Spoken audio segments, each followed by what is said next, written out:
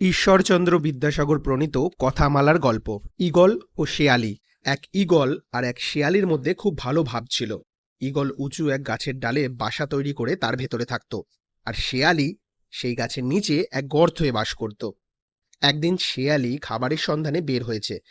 এমন সময় ঈগল খুব ক্ষুধার্ত হয়ে তার বাসায় ঢুকলো এবং শেয়ালির একটা বাচ্চাকে খাওয়ার জন্যে নিজের বাসায় নিয়ে গেল।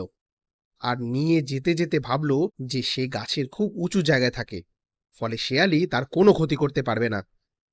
কিছুক্ষণ পরে শেয়ালি বাসায় এসে জানলো যে ঈগল তার একটা বাচ্চাকে নিয়ে গেছে। রাগে দুঃখে শেয়ালি ঈগলকে খুব অভিশাপ দিল এবং অনুনয় বিনয় করলো তার বাচ্চাকে ফিরিয়ে দেওয়ার জন্য। কিন্তু ঈগল রাজি হলো না। ঈগলের এই ব্যবহারে শেয়ালি আরও রেগে গেল। সে তাড়াতাড়ি শুকনো ঘাস কাঠ জোগাড় করে গাছটির চারিদিকে সাজিয়ে আগুন ধরিয়ে দিল। ধীরে ধীরে ধোঁয়া আর আগুনের শিখায় অনেক দূর পর্যন্ত উঠল।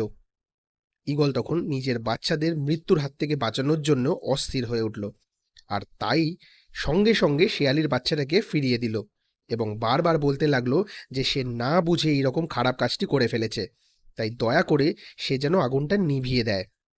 সে আরও শপথ করে বলল যে আর কখনো এমন অসৎ কাজ করবে না। ঈগলের কাতর প্রার্থনা বিনয় দেখে শেয়ালির মনে দয়া জাগলো। তখন সে তাড়াতাড়ি আগুন নিভিয়ে দিল। এর থেকে আমরা কি শিখলাম? ছোটকে কখনো তুচ্ছ বা বোকা ভাবা উচিত নয়।